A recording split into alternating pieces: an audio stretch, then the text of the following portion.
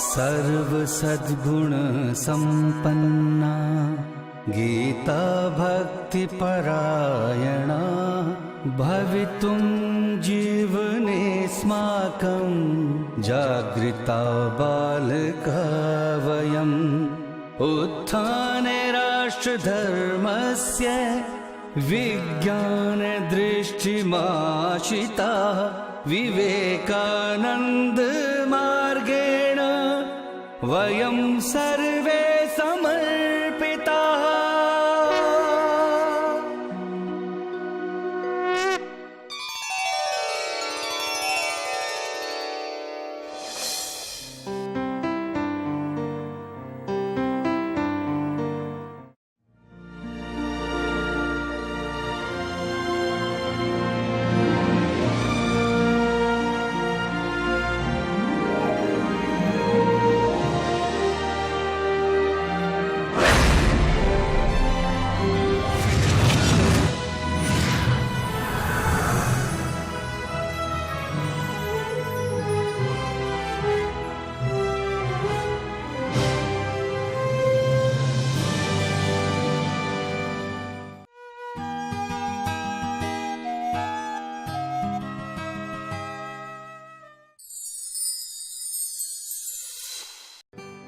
नमस्कार, मैं मनोज जोशी।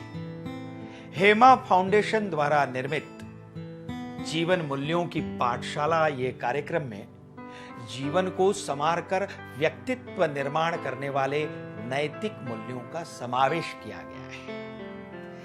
इन एपिसोड्स का निर्माण भावनात्मक बुद्धिमत्ता और विज्ञान के आधार पर किया गया है, जो हमें मानवीय मूल्यों के साथ साथ जीवन जीने की कला सिखाते हैं। विद्यालयीन शिक्षा के साथ साथ सत्य, साहस, सेवा भाव, परोपकार, स्वच्छता, संस्कृति जैसे अनेकों जीवन मूल्यों को समझकर और अपनाकर ही हम अपने जीवन को एक नई दिशा दे सकते हैं, जो हमें सफलता की सीढ़ियां चढ़कर हमारे जीवन को नई ऊंचाइयां, नए आयाम दे जाते हैं। धन्यवाद।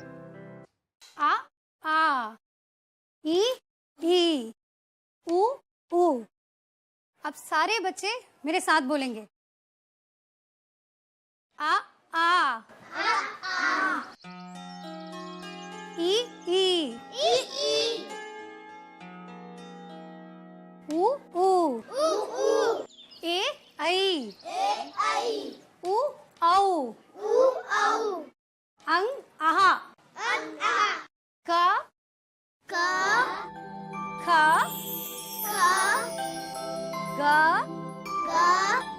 ह ळ च छ।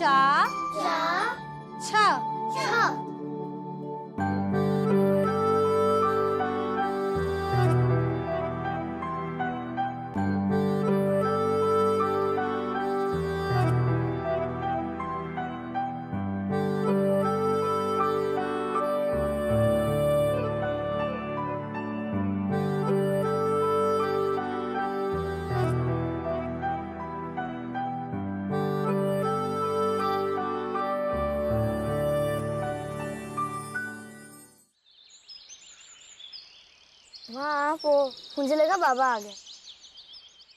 माँ ये क ख ग कैसे लिखते हैं? देख बेटा, मुझे तो बस छोटा अ और बड़ा अ लिखना आता है, और वो तो तूने सही लिखा है। अच्छा ये छोड़ दे, अभी खाना खा ले। तेरे बापू कहाँ गए? वो हरिया और काका के खेत में गए हैं। अच्छा तू खाना खा ले। और हाँ, आते आते लकड़ियाँ लेके आना, चूल्हे के लिए लकड़ियाँ खत्म हो गए। हाँ चल खाना खा ले। चा छा ज झ ना टा ठा ड़ा। तो सब लोगों ने अपनी कॉपी में ये लिख लिया? हाँ। ठीक है, अब आप सभी की छुट्टी। कल स्कूल सबको लेकिन टाइम पे आना है।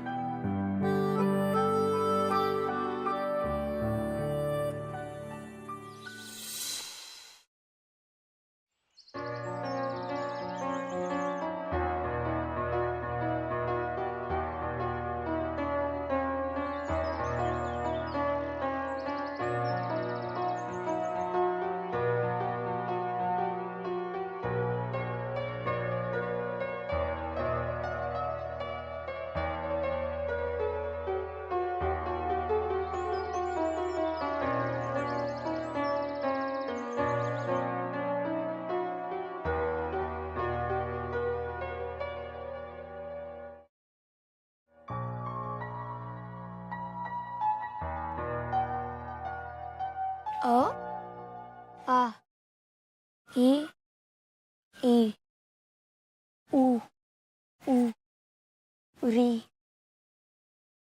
ए ऐ ओ औ आह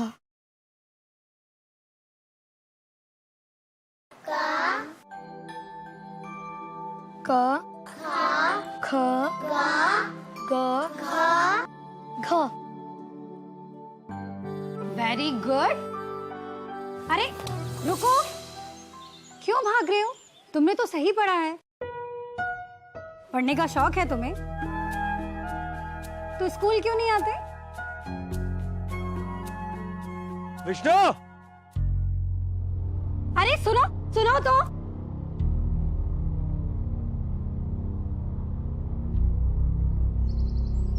ए विष्णु, पता नहीं कहाँ चला जाता है लड़का।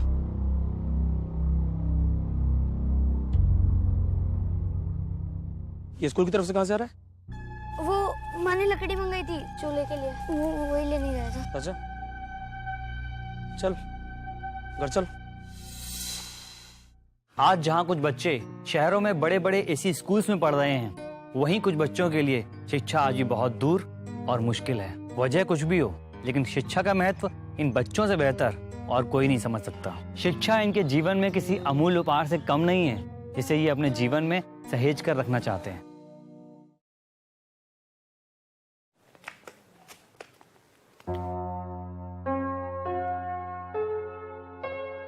रुको, इधर आओ। दिन भर इधर उधर घूमते रहते हो, पढ़ने क्यों नहीं आते स्कूल? मन नहीं करता तुम्हारा पढ़ने का?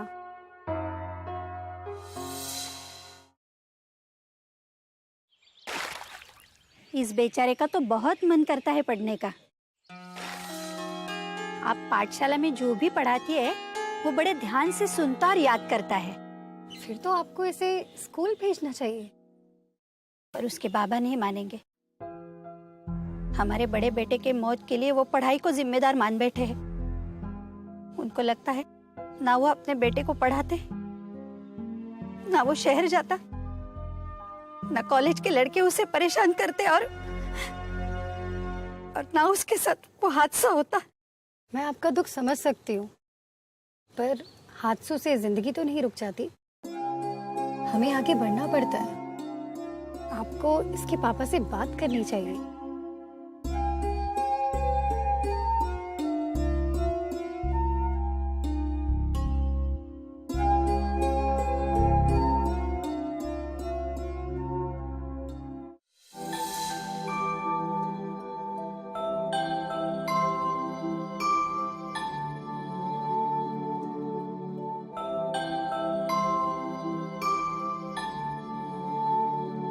माँ देखो, मैंने कखगा लिखा। Very good.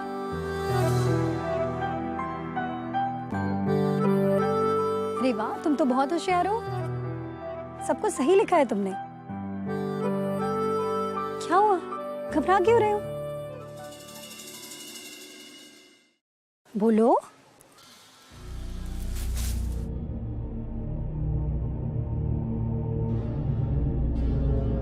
अरे अरे सुनो, बताओ। कहिए, कुछ काम था आपको? मुझे विष्णु की पढ़ाई के बारे में आपसे कुछ बात करनी थी। आज के जमाने में पढ़ना बहुत जरूरी है। अगर आप उसे स्कूल भेजे। हम पढ़े लिखे नहीं है तो क्या भूखे मर रहे हैं? अपनी जमीन पर कमाते खाते हैं, किसी के यहाँ नौकर नहीं है। और मैं नहीं चाहता कि विष्णु पढ़ाई करे। और अगर विष्णु चाहता हो? वो भी नहीं चाहता। और वो क्या चाहता है क्या नहीं चाहता है ये हम तय करेंगे। और आपसे हाथ जोड़कर एक विनती है, विष्णु और उसकी माँ के दिमाग में कोई उल्टी सीधी बात ना भरे और उनसे दूर रहे। आपके लिए यही अच्छा रहेगा।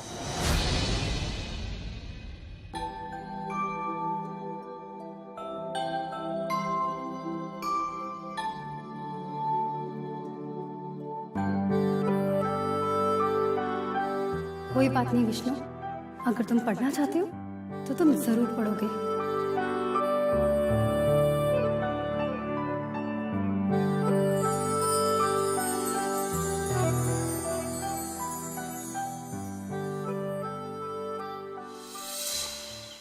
आज हम लोग पहाड़े याद करेंगे और आप सभी मेरे साथ बोलोगे, ठीक है? ठीक है। 2 एकम 2, 2 एकम 2, 2 दूनी 4, 2 दूनी 4, 2 तिया 6, 2 तिया 6, 2 चौके 8, 2 चौको 8, 2 पंजे 10, 2 पंजे 10, 2 छक्के 12, 2 छक्के 12, 2 सत्ते 14, 2 सत्ते 14, 2 अट्ठे 16, 2 अट्ठे 16, 2 नम 18, 2 निम 18, 2 धाम 20, 2 धाम 20, 2 धाम 20।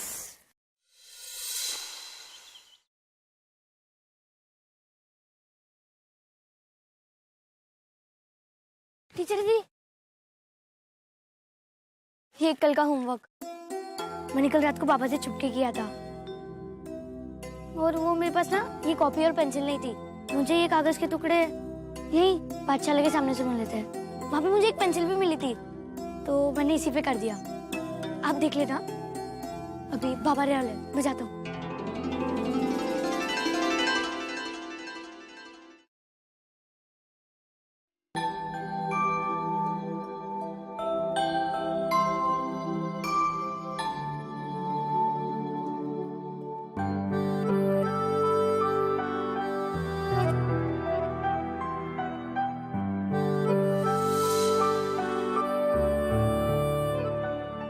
बच्चों, आप सभी को मेहनत से और दिल लगा के पढ़ाई करनी चाहिए।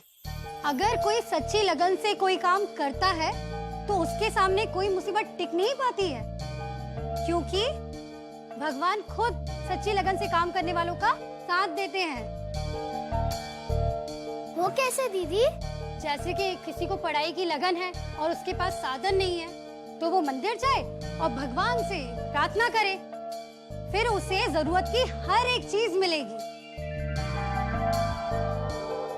तो क्या उसको कॉपी किताब भी मिल जाएंगे? बिल्कुल, हो सकता है भगवान कॉपी किताब लेकर उसका मंदिर में इंतजार कर रहे हो।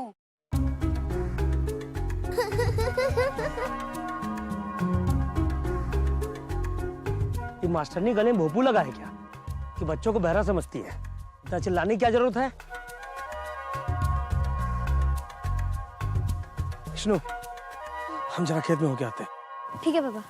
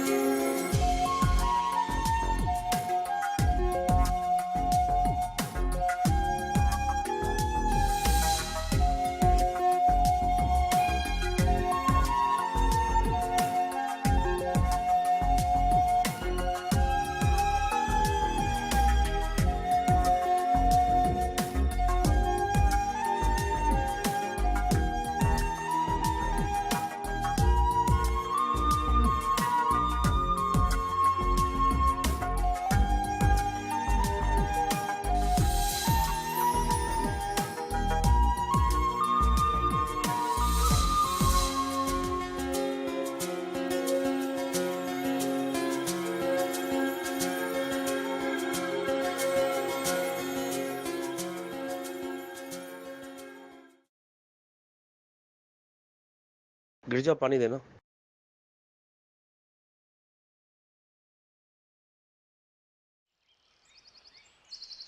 मैं जरा आता हूँ।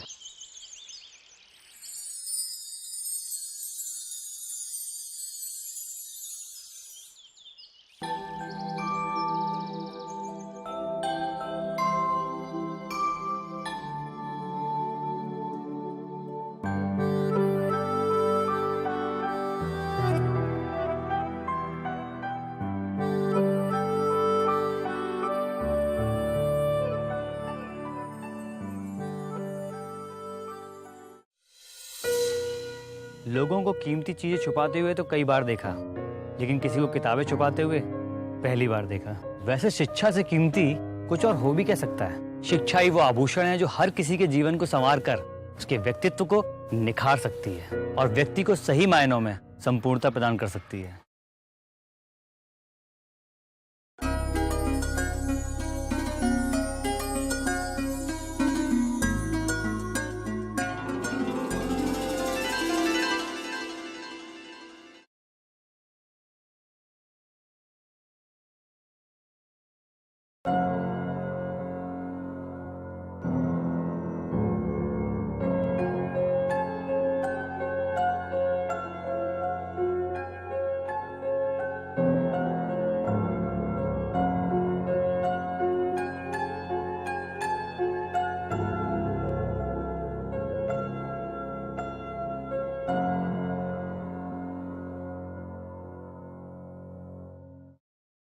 गिरजा, ये अंगूठा लगने वाली स्याही लेके आना।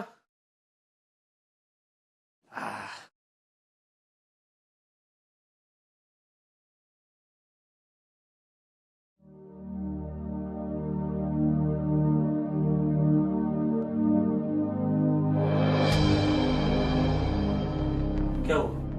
कुछ नहीं। तो फिर दो।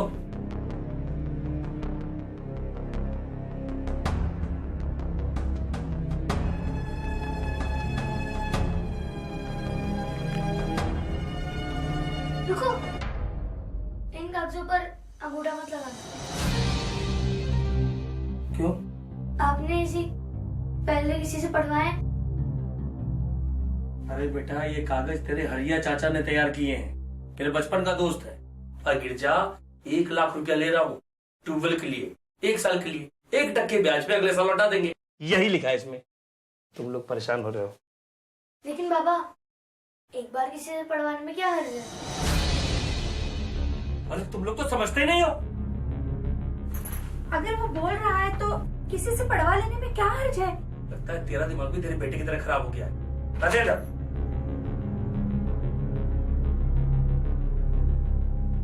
रुको बाबा,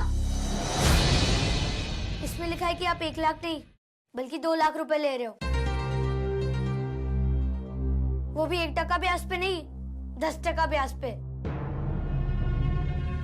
और अगर आपने सारे पैसे 1 महीने में उनको लौटा नहीं दिए तो हमारा खेत उनका हो जाएगा।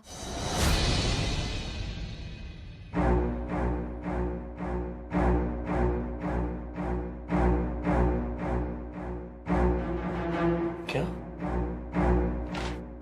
हरिया?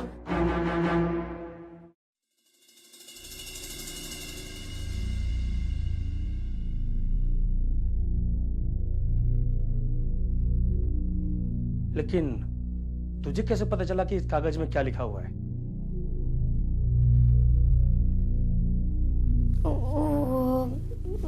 मैंने खुद पढ़ा है। पढ़ा है?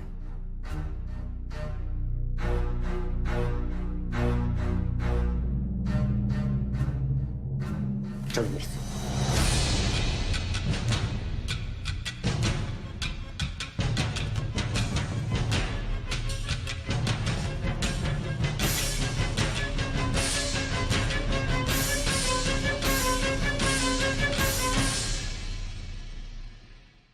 मेरे मना करने के बावजूद तुम्हारी हिम्मत कैसे हुई विष्णु को पढ़ाने की? पहले आप मुझे ये बताइए, उसकी पढ़ाई से आपका ऐसा कौन सा नुकसान हो गया जो आप इतना गुस्से में हैं?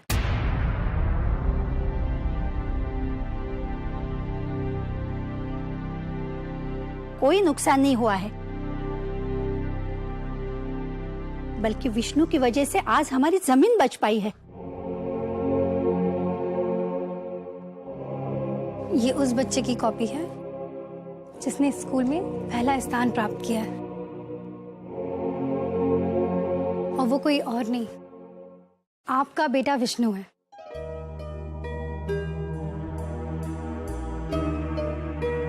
जो बच्चा कभी स्कूल नहीं आया, बाहर से ही सीखता रहा। सोचिए, अगर आप उसका साथ दें तो वो क्या कुछ नहीं कर सकता। मैंने बच्चों को स्कूल में एक दिन पत्र लिखने के लिए दिया था। पता है विष्णु ने क्या लिखा? उसने लिखा कि उसके पिता दिन रात उसके लिए खेतों में कितनी मेहनत करते हैं। वो पढ़ लिख कर अपने पिता के लिए आधुनिक उपकरण लाना चाहता है, जिससे उन्हें खेती करने में कोई परेशानी ना हो। और भी बहुत अच्छी अच्छी बातें लिखी हैं उसने आपके लिए। आज विष्णु की वजह से हमारी जमीन बच पाई है। संपत्ति को सहेज कर रखने के लिए इंसान का पढ़ा लिखा होना बहुत जरूरी है, वरना कभी भी उससे हाथ से वो फिसल सकती है।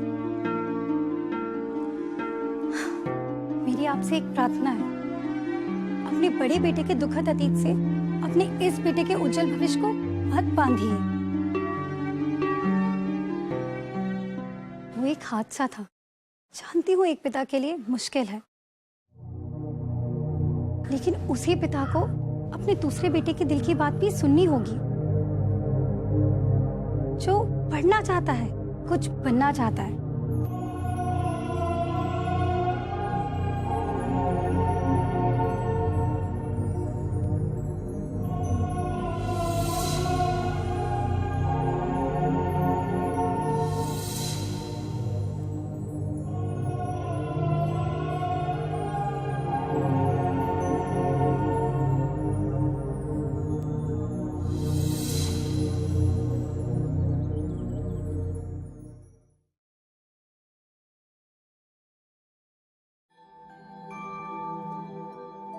तू पढ़ना चाहता है ना, खूब दिल लगा के पढ़ना, कोई नहीं रुकेगा तुझे, कोई नहीं, बाबा भी नहीं रुकेगा।